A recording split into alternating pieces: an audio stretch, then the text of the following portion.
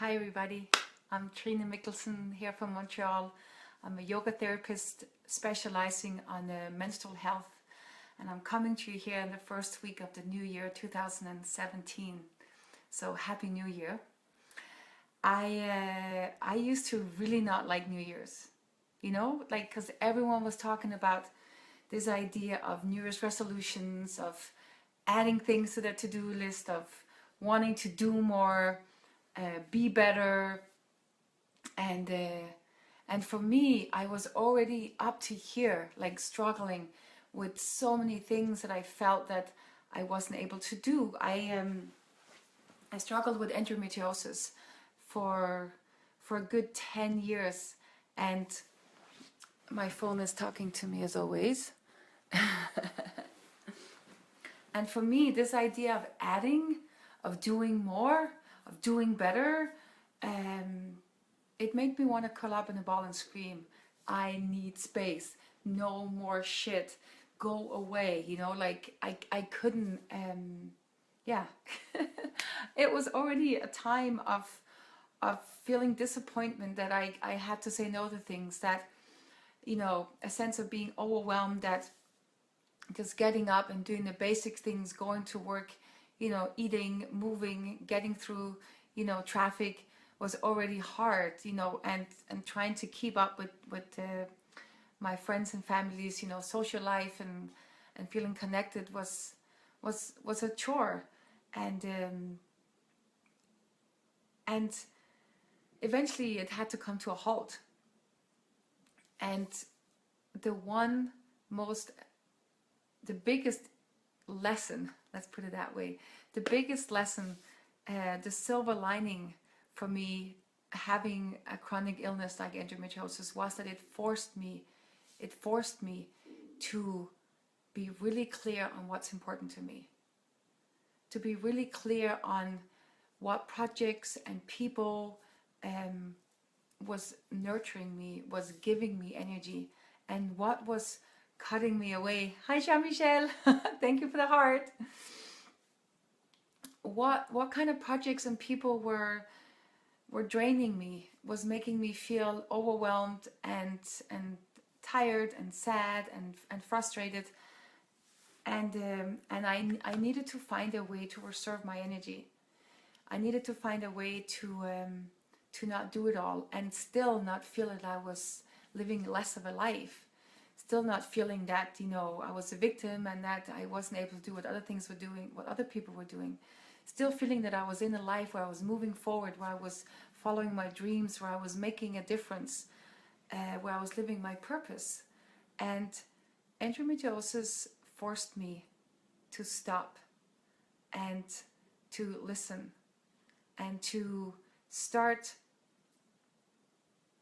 doing those things, like cutting the pieces away that was ultimately not serving me. And now I think this is often what people talk about when they have a chronic illness, that it gives them that space where something has to be cut away in order for you to grow and heal. And but I think it's something that we all need to do. It's something that every single person cyclically should take some time and take stock and figure out what works and what doesn't work, and then move from there. It's just that as long as we have the energy and as long as we feel that we can keep going and keep running, most of us don't do it. Most of us don't do it until we're literally up in a corner and we're unable to move, and like I said, we're forced to do it.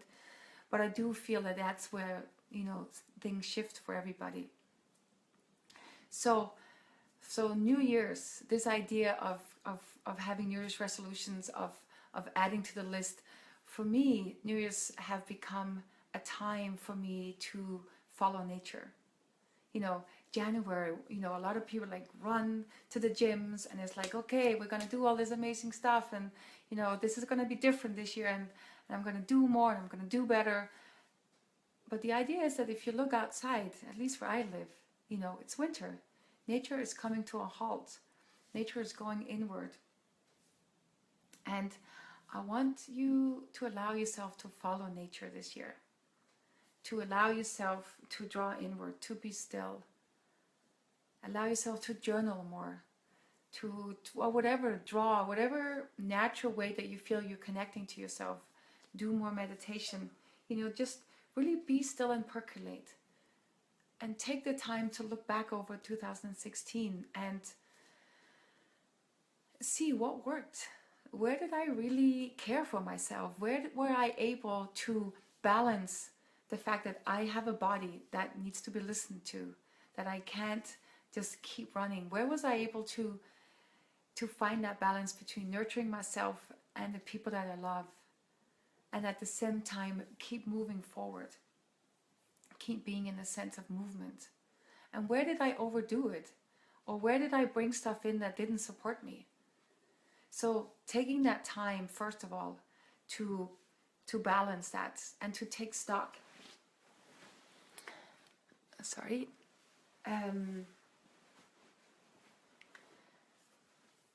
Don't feel you have to jump into high gear just because it's January. Follow Mother Nature. She's very wise. So that's the first step, is to take the time to take stock. What worked, what didn't work. And then next, take a moment to purge. Like, take a moment to write down everything. Because if you're anything like me, I always have a ton of ideas and things that I want to do. It's not like I don't have this need to keep going. I am a fire person. I want to keep going. I have a shitload of ideas that I want to do. Excuse my French. If you look around here, this is my wall of all kinds of things. It's everywhere. Vision boards and stickers and, so many things that I want to do. So allow yourself to take the next step to write down all your dreams, your goals, the things that you would love to do on a personal level for your self-care, for your body, for your healing, and also in connection to your relationships, to the people that are around you. And then in connections to, your jobs or your projects, your financial situation. But look at it in these three categories and see, allow yourself to write it all down, get it all out. Everything that you wanted to do. Everywhere where you want to make a difference, where you want to change things, or you want to have deeper connections, or you want to, your bucket list. Allow it all to come down on a piece of paper. Or if you like to draw it out, or cut it out in little pieces so it's like a puzzle. Like I said, I like to do stickers so that I can move them around. Get it all out. That's the first step. And then I want you to stand in front or sit in front of these pieces. The projects that you want to do, the self-care that you want to do, the people that are in your lives. And then use your body. Stand in front of it and ask yourself, does this project add to my life? Does it make me excited? Does it bring a smile on my face? Does it give me energy? Do my body feel like it's moving forward, that it wants to go there? Or does this idea or this dream or this project, does it feel like it's taking away from me? Do I get a stomach ache, or do I feel tight in my chest? Do I get stressed or anxious about it? Does it take away from my energy? So does it nourish me, or does it take from me? And the same with the people in your life, and this might be the hard one. Look over the people that you fill your life with.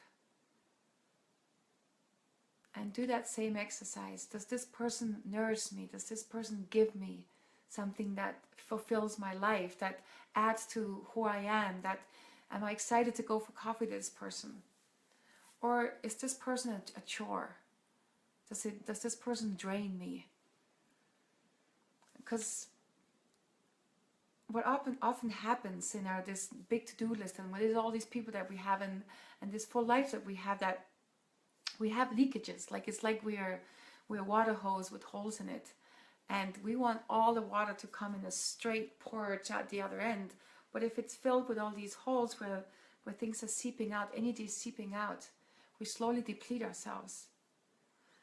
So, and finally, self-care. Like, what are some of the pieces that you can add into your life that creates the deepest self-care? And it can be the smallest things. So the key is, like I've said before in previous videos, is not to take on, like, I'm going to do an hour of yoga a day and I'm going to be vegan if I've never done that before and I'm going to go all out. Allow yourself to pick something that you can do even on days when you're in a lot of pain, when you have zero energy, where it's a huge strain to move around. Pick things that you can still do on those days, so you slowly change those deep patterns of habits, so you're still feeling that you're nourishing yourself. So first, take the time to see over the year that passed what worked, what didn't work, what were your victories, and put this in connection to your health. Your victories in a way that you were able to nourish yourself and sustain yourself and balance yourself. And see what didn't work. Learn from that. Then take a time to write everything down that you really want to do for your self-care, within your relationships, and for the projects you want to do this year. Put them up or draw them out, and then take a time for each one of them and have the courage to listen and go through all of them and say, what worked for me? What added to my life? What gave me energy? What nourished me? And what drained me? And then take those pieces, in my case, take those stickers, put them away for now. And see if you can boil things down to a very bare minimum of the things that are the projects, and the people that really matter. And then take a moment with those and take a further step. I'm going to be reading a little bit here, so I'll make sure I get it right. Take a further step and ask yourself, like, what's the payoff for cleaning this space, for letting go of some of your plans, your people, your projects? Like, what's the payoff mentally, emotionally, spiritually, physically, even financially? Because cutting things away, weeding out, can be really hard. And how will this benefit yourself and the people that you love to do this weeding out and to creating that space for the seeds that really matter, the projects and the people that really matter? You know, how will this benefit yourself, your health, your energy level? And how will it benefit the people that you love? And how will it benefit maybe your work situation? How will it benefit your community to do this? And what are the pieces of within you that you need to cultivate in order to do this?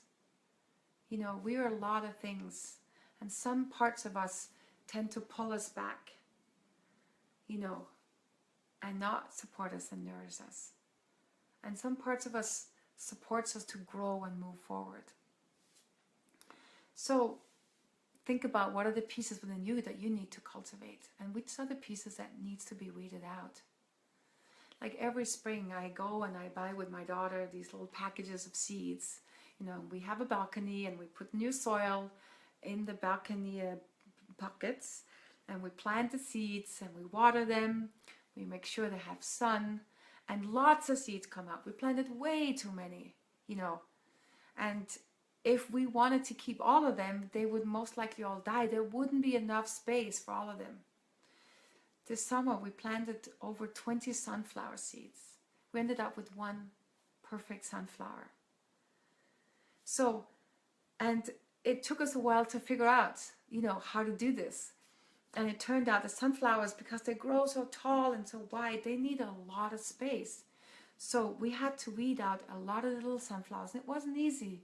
It was hard to pull them out.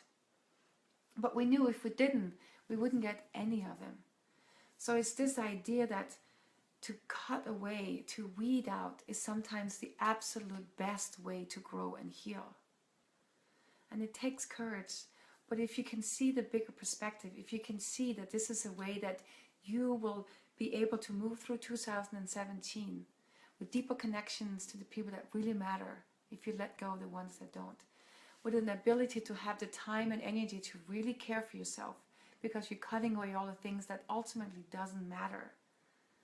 And if you're able to have just one passion project that you really want to do, and you cut away all the other stuff, that ultimately doesn't serve you.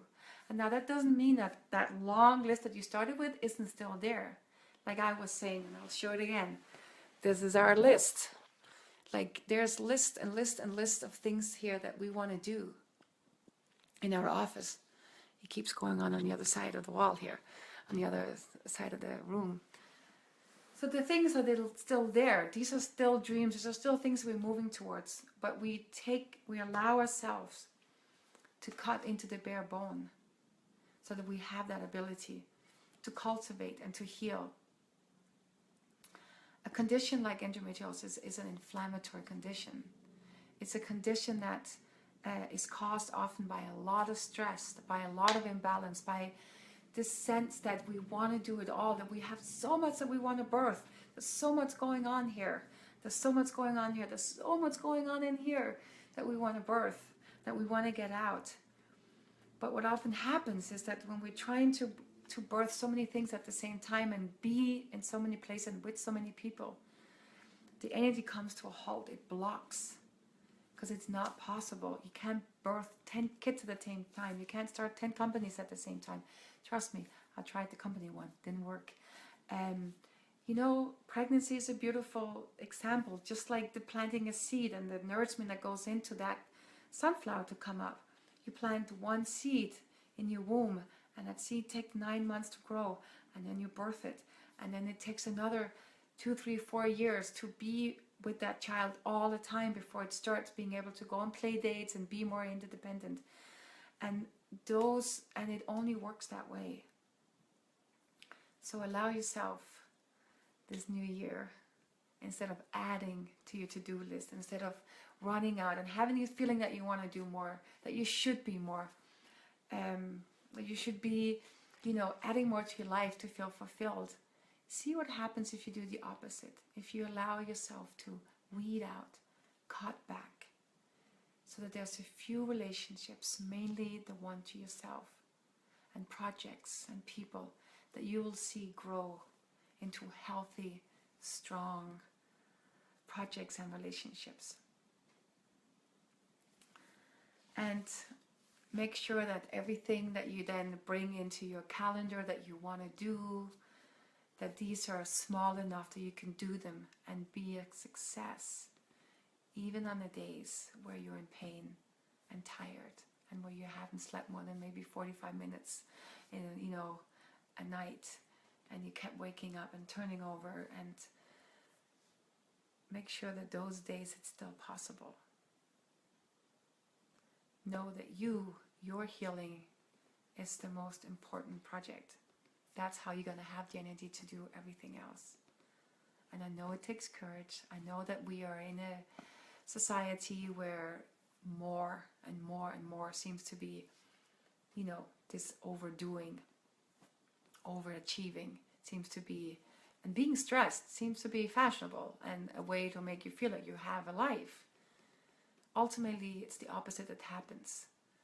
That burning, that being stressed, that being overwhelmed, that having that constant fire going in our bodies, which causes that inflammation in our wombs, which blocks our ability to bear children and birth, which blocks our ability to create our lives the way we really want to live them.